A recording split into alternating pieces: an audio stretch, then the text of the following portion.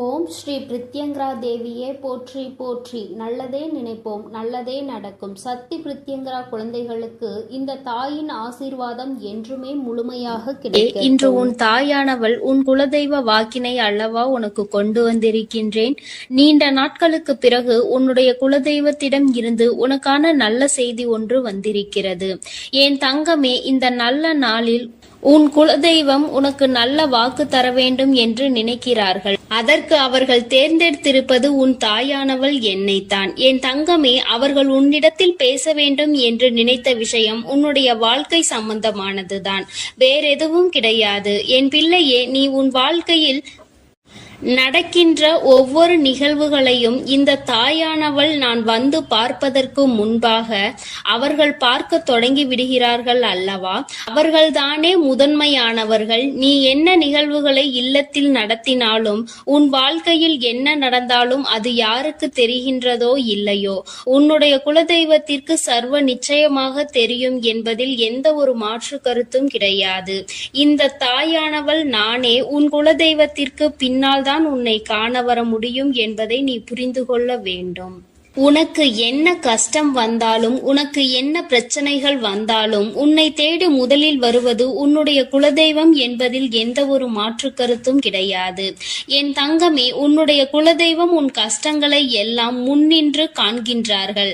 அவர்கள் தருகின்ற வாக்கினை ஒருபொழுதும் நீ தவறவிட்டு விடக்கூடாது. ஏனென்றால் என் பிள்ளையே, உன்னுடைய வாழ்க்கையில் நடக்க இருக்கின்ற எல்லா விஷயங்களையும் தெரிந்து வைத்திருப்பவர்கள் அவர்கள்தான்.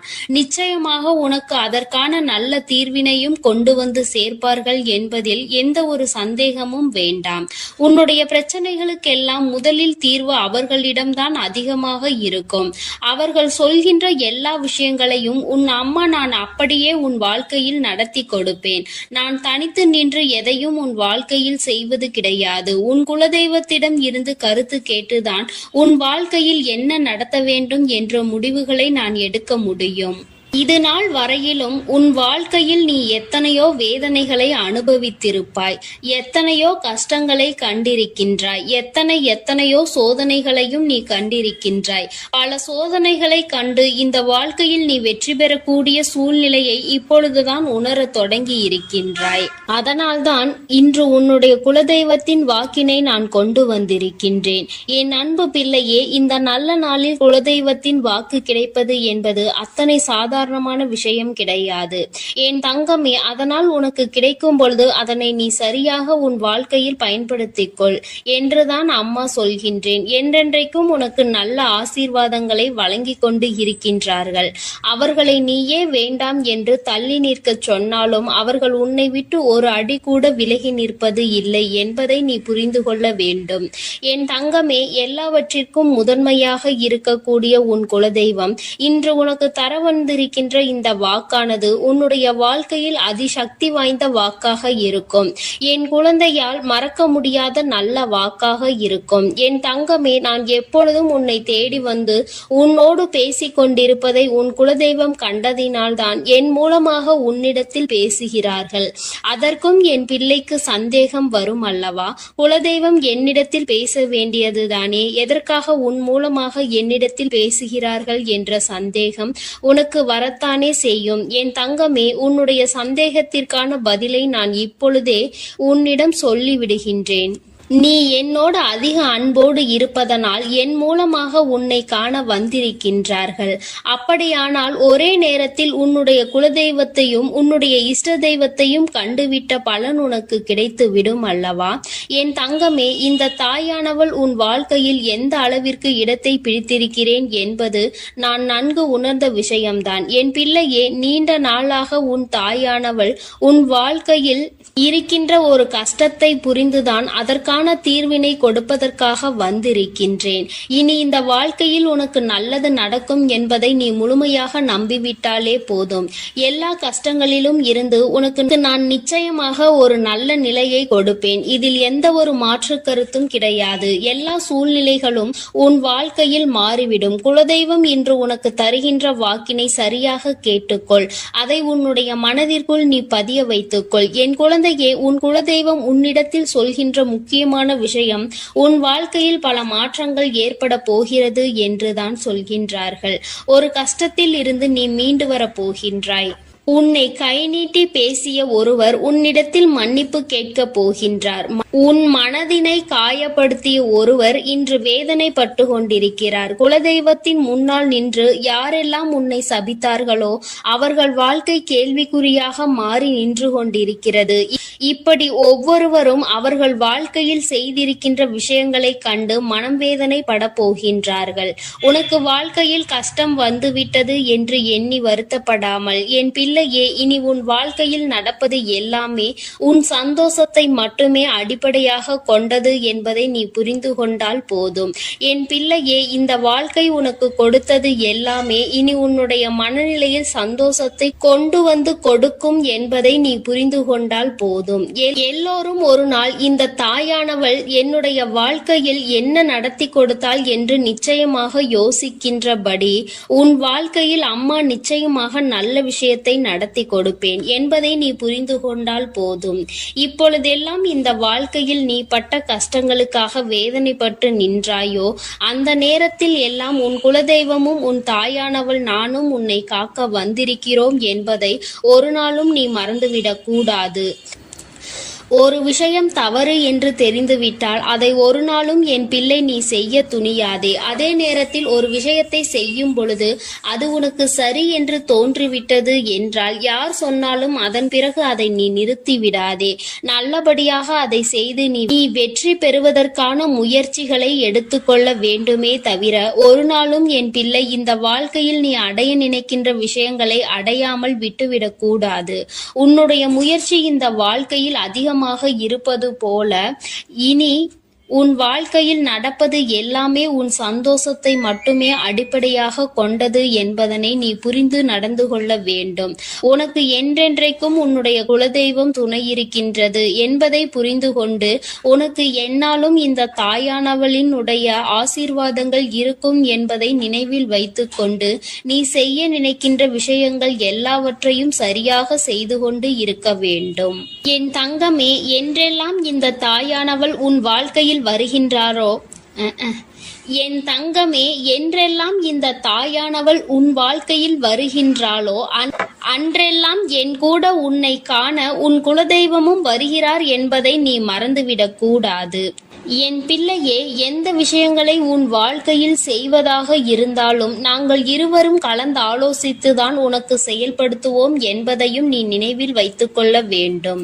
என் பிள்ளையே, நீ கேட்பதை தெளிவாக கேட்க வேண்டும். அப்பொழுதுதான் உனக்கு கொடுக்கின்ற தெய்வங்களும் எதையும் யோசிக்காமல் கொடுக்கும் என்பதை நீ புரிந்து கொள்வாய். எதையும் கண்மூடித்தனமாக உனக்கு கிடைக்க வேண்டும் என்று நீ நினைத்து கொண்டிருந்தால் நிச்சயமாக அது உன்னை வந்து சேராது.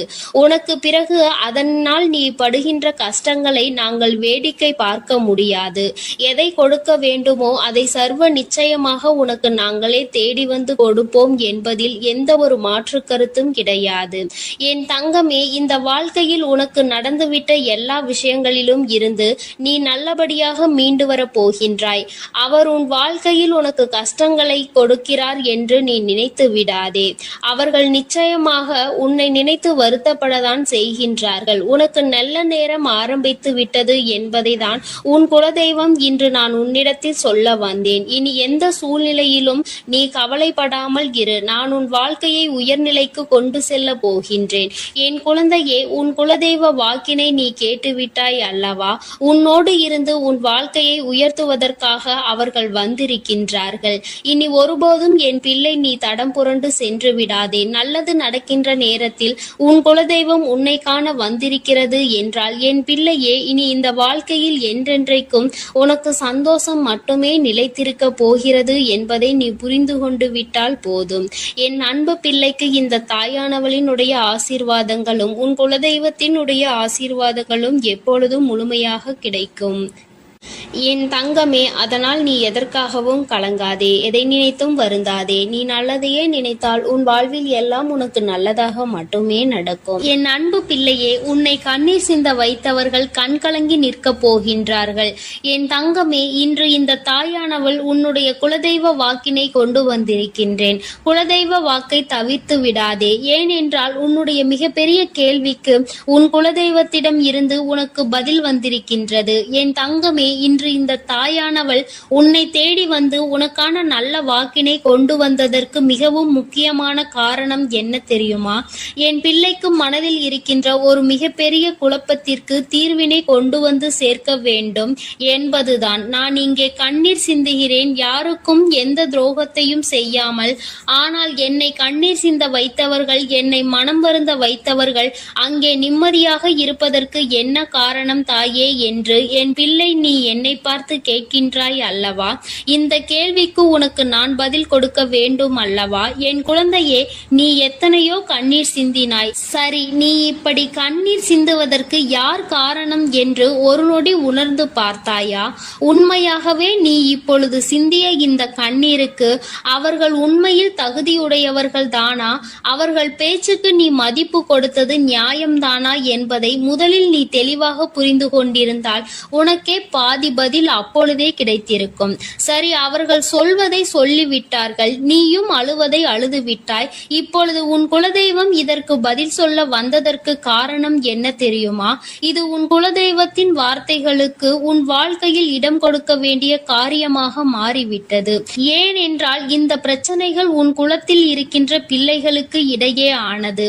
குலதெய்வம் 2 பேருக்குமே தெய்வமாக உனக்கு இருக்கலாம், அவர்களுக்கு இல்லாமலும் போகலாம். ஆனால் உன் குலதெய்வம் அப்படி அல்ல.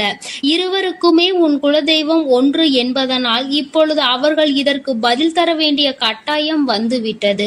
நீ சிந்திய கண்ணீர் அவர்கள் மனதை அல்லவா ரணமாக்கி விட்டது.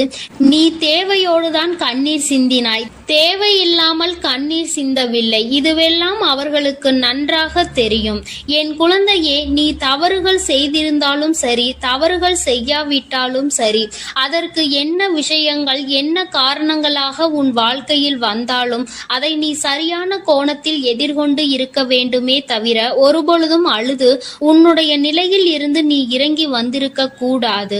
என் குழந்தையே, நீயாகவே உன்னுடைய நிலையில் இருந்து இறங்கி வந்ததனால் இன்று உனக்கு இருக்கின்ற கஷ்டங்கள் ஏராளமாகிவிட்டது. நீ இந்த நிலையில் இருக்க வேண்டும் என்று எண்ணி அவர்கள் இந்த காரியங்களை செய்தார்கள். இப்பொழுது சந்தோஷமாக அவர்கள் இருக்கின்றார்கள். அவர்களுக்கு சந்தோஷத்தை கொடுத்துவிட்டு நீ இங்கே வேதனைப்பட்டு கொண்டிருக்கிறாய் என்றுதான் உன்னுடைய குலதெய்வம் சொல்கின்றார்கள். அது மட்டும் அல்லாமல் நீ இன்னமும் சில செயல்களை வேண்டாதவைகளாக செய்து கொண்டிருக்கிறாய் என்று அவர்கள் மனம் வருத்தப்படுகின்றார்கள். யாருக்கு என்ன பிரச்சனை என்றாலும் அதை இழுத்து உன் தலையில் போட்டுக்கொள்வதே மிகப்பெரிய வேதனைக்குரிய செயலாகும். அவர்கள் நினைக்கின்றார்கள், அடுத்தவர்கள் படுகின்ற கஷ்டங்களை பார்த்து மனம் இறங்குவதில் தவறில்லை. அதற்கு அவர்கள் உன்னிடத்தில் உதவிகள் கேட்டால் மட்டும்தானே செய்து கொடுக்க வேண்டும். மாறாக நீயாகவே உள்ளே நுழைந்து அவர்களுக்கு உதவுகிறேன் என்று சொல்லிவிட்டு நாளை உன்னுடைய கஷ்டங்களுக்கு யாரும் உனக்கு உதவிக்கு வராமல் நீ நிற்கும் பொழுது அது எத்தனை பெரிய வேதனையாக இருக்கும் என்பதை உன்னால் புரிந்து கொள்ள முடியும். அதற்காக கைமாறு கருதாமல் உதவி செய்ய வேண்டும் என்று சொல்லி இருக்கின்ற பொழுது நீ உதவிகளை செய்யக்கூடாது என்று சொல்கின்றேனே என்று என் பிள்ளை நீ நினைக்கலாம். என் தங்கமே, வாழ்க்கையில் இப்பொழுதெல்லாம் பல மாற்றங்கள் வந்துவிட்டது. முன்பு போல இப்பொழுது இருக்கின்றவர்கள் எல்லாம் இல்லை. ஒரு உதவியை செய், அதற்கு கைமாறு எதிர்பார்ப்பது மட்டும் அல்லாமல் அந்த உதவிகளை செய்தவர்களுக்கே குழி தோண்ட நினைப்பதுதானே இப்பொழுது இருக்கின்ற மனிதர்களின் மனநிலையாக இருந்து கொண்டிருக்கிறது. அடுத்தவர்கள் வாழ்க்கையில் கெடுதல் நினைக்க ஒருவரும் ஒரு அளவு கூட சிந்திப்பது கிடையாது. யாருக்கு வேண்டுமானாலும் என்ன வேண்டுமானாலும் செய்ய நினைக்கிறார்கள். அதனால் அவர்கள் நினைக்கின்ற விஷயங்கள் எல்லாம் சரிதான் என்று எல்லாவற்றையும் விட்டுவிடக் கூடாது என்றுதான் உன் குலதெய்வம் சொல்கின்றார்கள். வேண்டியவர்கள் வேண்டாதவர்கள் என்றெல்லாம் இப்பொழுது கிடையாது. உண்மையில் எவரினுடைய வார்த்தைகள் உனக்கு ஆறுதலையும் அன்பையும் கொடுக்கின்றதோ அவர்கள் மட்டுமே உனக்கு வேண்டிய யாருடையவர்கள்? உனக்கு யாருடைய வார்த்தைகள் உனக்கு வேதனைகளை அதிகமாக கொடுக்கின்றதோ அவர்கள் உனக்கு வேண்டாதவர்கள். இப்பொழுதெல்லாம் இப்படிதான் உனக்கு இருக்கின்ற உறவுகளை கணிக்க வேண்டுமே தவிர ஒருபொழுதும் நீ உறவுகள் என்று எண்ணி தேவையில்லாத நட்புகளை வளர்த்து கொள்ளாதே.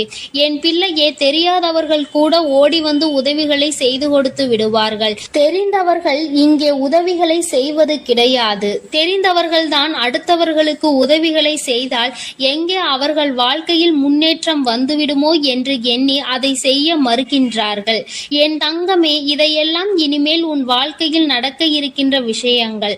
அதனை உனக்கு புரிய வைக்க வேண்டும். அதன் பிறகாவது என் பிள்ளை இந்த வாழ்க்கையில் என்ன நடந்து கொண்டிருக்கிறது என்பதை புரிந்து கொண்டு அதற்கு ஏற்றது போல நீ வாழவும் தொடங்கி விடுவாய். இனியும் இந்த சூழ்நிலைகள் இப்படியே இருக்கும் என்றால் நீ உன்னுடைய மனநிலையில் மாற்றங்களை கொண்டு வர வேண்டும். நான் இப்படிதான் இருப்பேன், இப்படிதான் வேதனையை அனுபவிப்பேன் என்றால் யாராலும் உன்னை எதுவும் செய்துவிட முடியாது அல்லவா? உன்னுடைய குலதெய்வம் அதை தான் சொல்லி அங்கே வேதனைப்பட்டு கொண்டிருக்கின்றார்கள். அதனால் என் குழந்தையே, இனி ஒருபொழுதும் இந்த வாழ்க்கையில் உனக்கு கிடைத்த கஷ்டங்களை எண்ணி வேதனைப்படாமல் இனி உன்னுடைய வாழ்க்கையில் உன்னை தூக்கி நடத்துகின்ற தெய்வமாக நான் இருப்பேன் என்பதை நீ மனதில் வைத்து கொண்டு உனக்கு செய்கின்ற விஷயங்களை எல்லாம் பார்த்து நீ கணக்கில் எடுத்துக்கொள்ள வேண்டாம். யாரை விட்டுவிட வேண்டும் என்பது உன்னுடைய கையில் தான் இருக்கிறது. எல்லாவற்றிற்கும் மேலாக இந்த வாழ்க்கை உனக்கு கொடுக்க நினைத்த சோதனைகளை எல்லாம் நீ கடந்து வந்து யார் உன்னை அள வைத்தார்களோ அவர்கள் முன்னிலையில் நீ வாழ்ந்து காட்ட வேண்டும். உன் குலதெய்வம் இன்னொன்றையும் சொல்லி இருக்கின்றார்கள். உன்னை கண்ணீர் சிந்த வைத்தவர்கள் அங்கே மிகுந்த மனவேதனைக்கு ஆளாகி நிற்கப் போகின்றார்கள். அடுத்தவர்களுக்கு வேதனையை கொடுப்பதற்கு முன்பாக சற்று சிந்தித்து இருந்தால் இன்று அவர்கள் நல்ல நிலைக்கு வந்திருப்பார்கள். ஆனால் அவர்கள் இன்று உன் குலதெய்வத்தின் கையால் தண்டனை பெறுவதற்கு தயாராக நிற்கின்றார்கள். இனியாவது இந்த வாழ்க்கையை பற்றிய கவலை மற்றவர்கள் மீது செலுத்தாமல் உனக்கு நல்லபடியாக இருக்கும் என்பதை நீ மனதார நம்பிவிட்டால் போதும். எப்பொழுதுமே உனக்கு மன நிம்மதி கிடைக்கும். உன் குலதெய்வம் உனக்கு துணையாக இருக்கின்றது. உன் குலத்தில் இருக்கின்றவர்கள் தானே என்று அவர்கள் யாரையும் விட்டுவிடுவதில்லை. அவர்கள் தவறு செய்கின்றவர்களுக்கு தண்டனை என்ற ஒன்று எப்பொழுதும் கிடைத்தே தீரும் என்றுதான் சொல்கின்றார்கள். அந்த தண்டனையை அவர்கள் இந்த வாழ்க்கையில் அனுபவித்தே தீருவார்கள் என்பதிலும் எந்த மாற்று கருத்தும் கிடையாது. எதுவாக இருந்தாலும் இல்லையே, நீ மட்டும் மனதார எந்த துரோகத்தையும் செய்து விடாதே. இனி இந்த வாழ்க்கை உனக்கு நல்லதை கொடுக்க வேண்டும் என்றால் கெட்ட மனிதர்களிடம் இருந்து சற்று ஒதுங்கி இருக்க பழகிக்கொள். அவர்களை பற்றி தெளிவாக புரிந்து கொண்டு அவசரப்பட்டு நீ அழுது உன்னுடைய பலவீனத்தால் உன் சந்தோஷத்தை நீயே இழந்து விடாதே. என் அன்பு பிள்ளைக்கு இந்த தாயானவளினுடைய ஆசீர்வாதங்களும் உன் குலதெய்வத்தினுடைய ஆசீர்வாதங்களும் எப்பொழுதும் முழுமையாக கிடைக்கும். என் தங்கமே, அதனால் நீ எதற்காகவும் கலங்காதே, எதை நினைத்தும் வருந்தாதே. நீ நல்லதையே நினைத்தால் உன் வாழ்வில் எல்லாம் உனக்கு நல்லதாக மட்டுமே நடக்கும். என் அன்பு பிள்ளையே, இன்று உன்னுடைய குலதெய்வத்திடம் இருந்து ஒரு முக்கியமான செய்தியோடு வந்திருக்கிறேன். அவர் உன்னுடைய வாழ்க்கை சம்பந்தமான ஒரு செய்தியினை தான் கொண்டு வந்திருக்கிறார். என் தங்கமே, என் மூலமாக அதனை உனக்கு தெரிவிக்க வேண்டும் என்று அவர்கள் ஆசைப்படுகின்றார்கள். ஏனென்றால் இந்த வராகியாகிய என்னுடைய ஆசீர்வாதங்களும் என்னுடைய உதவியும் சேர்ந்து உனக்கு கிடைக்க வேண்டும் என்று அவர்கள் நினைக்கின்றார்கள். அதனால்தான் என் மூலமாக உனக்கு அதனை தெரிவிக்க நினைக்கின்றார்கள். என் குழந்தையே, உன்னுடைய வாழ்க்கை இன்றிருக்கின்ற சூழ்நிலையை பார்த்து அவர்கள் மிகுந்த மனவேதனை அடைகின்றார்கள். ஏனென்றால் தேவையில்லாத அர்த்தமில்லாத கோபங்களினால் உன்னுடைய வாழ்க்கை இன்று தலைகீழாக மாறி கிடக்கின்றது. உன்னுடைய உண்மையான அன்பினை ஏற்றுக்கொள்ள முடியாமல் அதற்கு மதிப்பு கொடுக்காமல் தேவையில்லாத கோபதாபங்களால் உன்னை பிரிந்து உன்னுடைய உறவுகள் இருந்து கொண்டிருக்கிறது. என் தங்கமே, உன்னுடைய குலதெய்வம் இவற்றையெல்லாம் பார்த்து கொண்டுதான் இருக்கிறது. அவர்களுக்கு தெரியும் அல்லவா யார் மீது தவறு இருக்கின்றது, யார் மீது தவறு இல்லை என்று. என் தங்கமே, உன் மீது தவறு இல்லை என்பதை அவர்கள் நன்றாக புரிந்து கொண்டுதான் இப்பொழுது உன்னோடு பேச, உனக்கு நல்ல வாக்கு கொடுக்க, உன் மனதிற்கு நல்ல ஆறுதல் கொடுக்க வந்திருக்கின்றார்கள். உன்னுடைய மனதில் இருக்கின்ற வேதனைகளை அவர்களை விட வேறு யாராலும் உணர்ந்து கொள்ள முடியாது. உன்னுடைய குலத்தினை காக்கின்ற தெய்வம் இன்று நீ உன்னுடைய குலத்தோடு ஒன்றுபட்டு இல்லாமல் பிரிவினையில் இருப்பதைக் கண்டு அவர்கள் சிறிது மனவேதனையில் இருந்து கொண்டுதான் இருக்கின்றார்கள். ஆனாலும் உன் மீது தவறு இல்லை, உன்னை சுற்றி இருப்பவர்கள் மீதுதான் தவறு இருக்கின்றது. நயவஞ்சகத்தால் உன்னை வீழ்த்த நினைத்தவர்களை தான் நீ விட்டு பிரிந்திருக்கிறாய் என்பதும் அவர்களுக்கு நன்றாக தெரியும். அதனால்தான் அந்த நயவஞ்சகர்களை விட்டுவிட்டு உன்னிடம் பேசுவதற்காக ஆசைப்படுகின்றார்கள். என் குழந்தையே, அவர்கள் சொன்னதை நான் உன்னிடம் சொல்கிறேன், கேள். என் பிள்ளையே, நீ உன்னுடைய வாழ்க்கையை நல்லபடியாக இந்த தாய் நான் உன்னுடைய குலதெய்வம் அமைத்து கொடுத்தபடி தான் வாழ வேண்டும் என்று ஆசைப்படுகின்றாய். ஆனால் உன்னை சுற்றி இருப்பவர்கள் உன்னை வாழ விடாமல் தடை செய்து கொண்டிருக்கின்றார்கள். நீ என்ன செய்தாலும் உனக்கு இடைஞ்சல்கள் தான் கொடுத்து கொண்டிருக்கின்றார்கள். அவர்கள் என்னை தான் வணங்குகிறார்கள். நான் அவர்களுக்கு நல்ல புத்தியை தான் கொடுத்தேன். ஆனால் அவர்கள் தீய வழியை தான் நாடி செல்கின்றார்கள். நான் எத்தனையோ முறை அவர்களை நல்வழிப்படுத்துவதற்கு பல வாய்ப்புகளை ஏற்படுத்தி கொடுத்து பார்த்தேன். ஆனாலும் அந்த வாய்ப்புகளை அவர்கள் சரியாக பயன்படுத்தி கொள்ளவில்லை. நீ என்ன சொல்வது, நான் என்ன கேட்பது என்பது போல நடந்து கொண்டிருக்கின்றார்கள். என் தங்கமே, உன்னுடைய குலதெய்வம் எனக்கே அவர்கள் இத்தனை மரியாதை தான் வைத்திருக்கிறார்கள் என்றால் உன்னை அவர்கள் எந்த அளவிற்கு நடத்துவார்கள் என்று எனக்கு புரிந்து கொள்ள முடிகிறது. அவர்களினுடைய மனநிலை, அவர்களினுடைய போக்கு எதுவும் உன் தாயானவள் எனக்கு பிடிக்கவில்லை. நான் அவர்களுக்கு கொடுத்த வாய்ப்பினை அவர்கள் தவற விட்டு விட்டார்கள். இனிமேல் நான் உன் குலத்தை காக்கின்ற தெய்வமான அவர்களுக்கான தண்டனையை நான் கொடுக்க வேண்டியதாக இருக்கின்றது. நான் சில தண்டனைகளை மறைமுகமாக கொடுத்து பார்த்தேன். ஆனால் அந்த தண்டனையை அவர்கள் கொஞ்சம் கூட மதிக்கவும் இல்லை. அந்த தவறுகளை திரும்ப திரும்ப செய்து கொண்டேதான் இருக்கின்றார்கள். அவர்கள் என்னவோ அவர்களுக்கு நடந்ததெல்லாம் ஒரு பெரிய விஷயமாக தெரியாதது போல நடந்து கொண்டு திரிகின்றார்கள். என் தங்கமே, நீ வேதனைப்படாதே. உன்னை சுற்றி உன்னை காயப்படுத்துபவர்களுக்கானது இனிமேல் அவர்கள் கைகளில் வந்து சேரும். நீ நன்றாக இருக்க மாட்டாய் என்று சொன்ன வாய் அவர்களை அவர்களே அழிக்க போகின்றார்கள். என் தங்கமே, நீ நினைக்கலாம் நம் குலதெய்வம் அவர்களுக்கு இது போன்ற வழிகளை செய்யக்கூடாது, அவர்களுக்கு இது போன்ற காயத்தினை ஏற்படுத்த கூடாது என்று நீ நினைக்கின்றாய். ஏனென்றால் உன்னுடைய மனது அத்தகைய நல்ல மனதல்லவா? எல்லோருக்குமே நல்லதை மட்டுமே செய்ய வேண்டும் என்று நினைத்தாய் அல்லவா? நீ நினைத்ததன் பலன்தான் இன்று அனுபவித்துக் கொண்டிருக்கிறாய். ஆனால் நீ நினைத்தது யாருக்காக என்பதை ஒரு முறை சிந்தித்திருக்க வேண்டும். நயவஞ்சக கூட்டம் சூழ்ச்சிகளினால் மற்றவர்களை வீழ்த்தி விடலாம் என்று நினைக்கின்ற கூட்டம் எத்தனை கஷ்டங்கள் எத்தனை சோதனைகளை கொடுத்தாலும் அதிலும் திருந்தாத கூட்டம். அவர்களுக்காக அல்லவா நீ உதவிகளை செய்ய நினைக்கின்றாய்? அவர்களுக்காகத்தானே இப்போது இறக்கப்படுகின்றாய். நீ செய்த நன்றியை ஒரு சிறிதளவு கூட மதிக்காதவர்கள் நீ செய்த உதவியை ஒரு சிறு துளியேனும் மதிக்காமல் உனக்கு ஒரு சிறு துளி கூட நன்றி என்கின்ற உணர்வினை காட்டாமல் இருக்கின்றார்கள். எத்தனை செய்தாலும் இனியும் அவர்களுக்கு அந்த நன்றி இருக்க போவதில்லை. எதிர்பார்ப்பதும் தவறான விஷயம். ஏனென்றால் அவர்களுக்கு மனித குணம் என்பது இல்லாமல் போய்விட்டது.